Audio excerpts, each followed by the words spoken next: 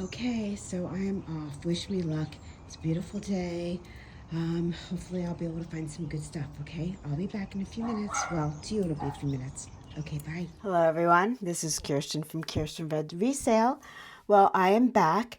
If you're new here, hi, thanks for being new here. I would love for you to subscribe. All you have to do is press that subscribe button. It's free. It just takes a second.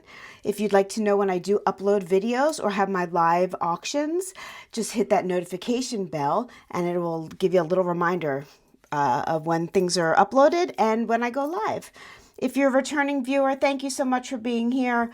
Well, so what this is about is this is a small accumulation of a couple places I went to. And I've been really trying to do these out and abouts that it seems like every other YouTuber manages to do. But I came into some issues with filming.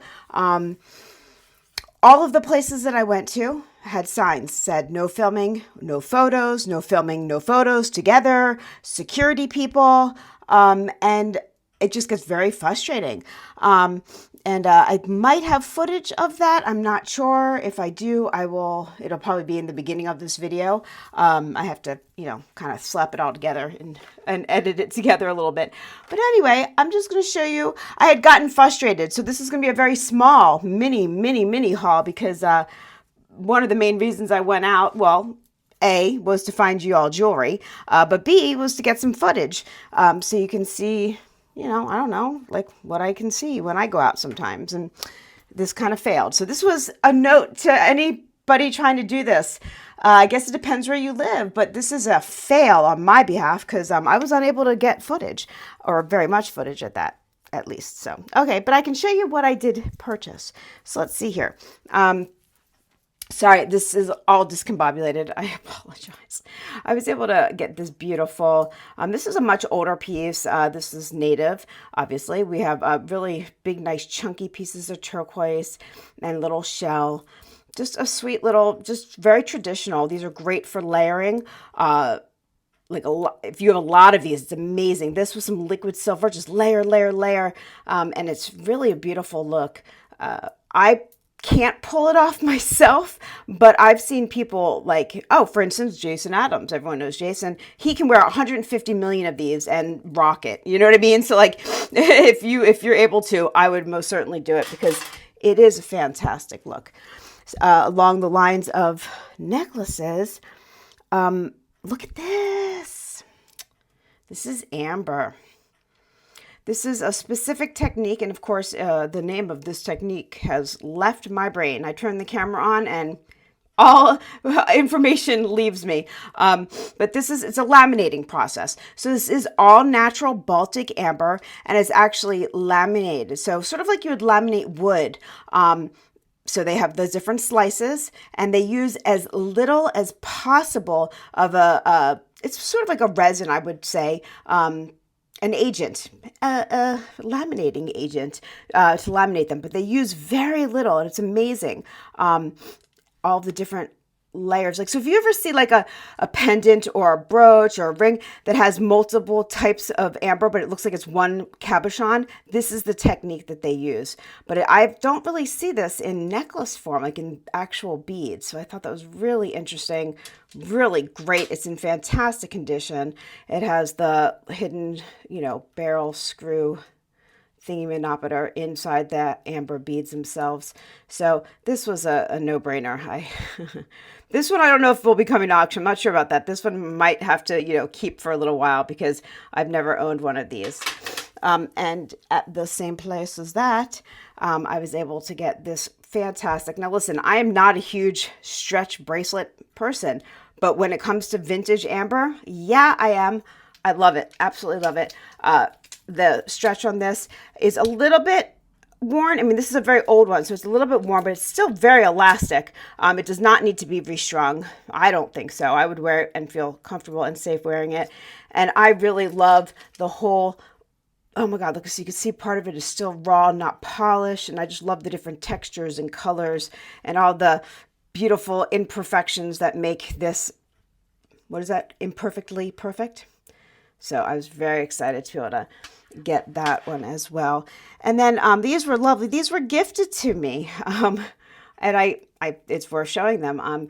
They're beautiful. These are little amber and sterling silver. Now these are not vintage as opposed to the other few pieces I've shown you. These are newer. But I guess when they saw me oohing and awing over the amber that I was able to afford. I mean, they had some pieces. Oh my gosh.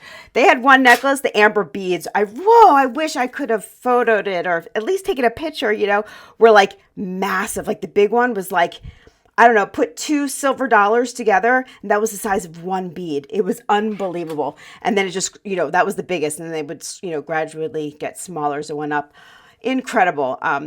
Oh, I'm so bummed that I couldn't take pictures. Anyway, but they gifted these beautiful, sweet, very kind of them. I think they felt bad because I really went there with the intention to film. Sometimes some places will say, call ahead of time, and they will let, they have certain hours that you can maybe make an appointment so you can come in and either film or take photos. I didn't know that with this particular, it's not an auction house. It's an estate company, but they don't just do estates. I'm not really quite sure, honestly, what it is, but they sell other people's stuff. So that's an estate, isn't it? An estate sale. It just wasn't at the people's homes. A lot of these homes where I would be going are in like locked down areas, not locked down as in bad lockdown, but security areas. Cause like, it's like where Alice Cooper lives, or like, who knows? Like one time there was one area, it's like Stevie Nicks' house is up high. Her little place that's in I think it's Paradise Valley is what it's considered. Anyway, those are the kind of areas. So I can understand why they don't want you to like film like pulling into the whatever the area, but like when once you're inside the place, I don't see why not. But I don't make the rules, so yeah, I just had to follow them because there were security. I don't want to get in trouble.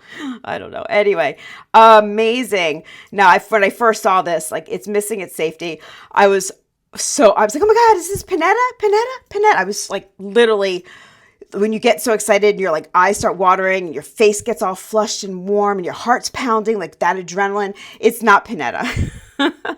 But it is someone else that I do have to look up. It's $9.50 silver. It is some, well-known Mexican person. I just don't know them, so they're not like the most well-known, I guess. I don't know. But this is absolutely in Panetta style. Not Panetta price, but man, was this not a low price. Like I don't even want to say what I paid. I paid so much that this is not going to be for resale. It's going to have to be for me. I'll take it somewhere to make it smaller. I paid a lot, unfortunately. I get caught up just like everyone else does, with certain things. And this was just incredible. And it's extremely heavy. And it's too big on me. And I don't know. You would think after all this time I would have better self-control, but I don't. But look how this is massive. It's unbelievable. And it does, despite its heaviness, it does feel really nice on. It's very well made. But it is, you have to be okay with wearing something that's like, I don't know how much this weighs. Let's weigh it, shall we? This is probably one of my worst videos. I apologize. I just really wanted to get this out there for you all. Oh my goodness, this weighs 198 grams. That's massive for a bracelet. That's massive for anything. Wow. Anyway, it's an incredible piece. I don't really know what I'm going to be doing with it yet. I really hope they can make it smaller. Anyway, okay, so I do have some people that love a good earring. And I found these beautiful sterling silver, very long, but they're hollow, so they're not extremely heavy, which is great. I can't wear super heavy earrings. I know there are people that can, but why would you? If you can wear something that is like looks solid and has that real big statement look. Anyway, I love them. I wanted to buy them, and they were a great price. So, yay! And then, see, I can't pass this stuff up here. So we've got, these are older, these are Tasco, these are Screwback earrings, and I think these are Bostoleros, actually, which is cool. I didn't know that they made this particular design of the skeleton fish. So these are awesome skeleton Tasco. pretty sure Bostoleros screwback earrings. Now, if you can't do a screwback, you can. This one's easy because there is a little jump ring and stuff there. You can easily take this off and add just a little shepherd's hook or whatever you need. This has a nice larger hole there, so you can even wear a silver stud earring and put that on. Have this as an enhancer for your earring as well. Just a thought. So we've got those. And as I was leaving that place, the woman was like, "Oh, Kiersten," because she knows my name, which was nice. They pulled this out for me. So this is a pendant brooch. And then she included the chain because it wasn't all together. And she said, "Oh, this chain should go with it." And she's right, it should. It is also a well, this is Bostoleros Tasco. I do not know if the chain itself is actually Tasco, but it is Mexican. A really nice little paperclip sterling chain. So I thought that was really cool. So, you know, I'm assuming this was an actual set because I'll check the numbers to make sure they match up, but they both have the same signature, and I'm pretty of Bostoleros. I'm going to triple check on that though, because yeah, it is Bostoleros. So I just want to make sure that the eagle number is the same, because then you know that it was done at the same time, that's meant to go together. It was made for a set type thing. But yeah, so I thought that was a nice little haul thing there. And then these I loved. I thought these were a designer. They're not, and that's okay. So these are sterling earrings, and they have this really nice shape. And then you look at them, and there's little CZs all around them. Here, I'll zoom in so you can see. I really like the design. Do you see the etching in there? It's not really etching. It's a type of, sort of like, it's a printmaking technique, actually, that they use with jewelry as well. And it's a type of like erosive, so they will protect the areas that they don't want the erosive to erode. And they make their design, and then they will brush on or spray. It's almost a type of acid, basically. You know, there's a real term, an actual technical term, and I don't know the technical term in jewelry or silversmithing. I just know it in printmaking. I'm assuming it's called something different, but that's how they get that technique anyway, if anyone was curious. Really cool though, because it's not actually hand done, you know, etched in with a little tool. It's done with a type of erosive. So they're just really pretty, and they remind me of a certain designer, and I just like the way that they are. They're beautiful. They could use a nice little cleaning, but I thought they were lovely. There was that. And then of course I'm wearing this one because why wouldn't I? Now I will be doing a video on the difference between, you ready? Onyx, obsidian, gold sheen obsidian, silver sheen obsidian, and Apache tear. Now this bracelet is an older Mexican piece, and this happens to have two different types of stone in it.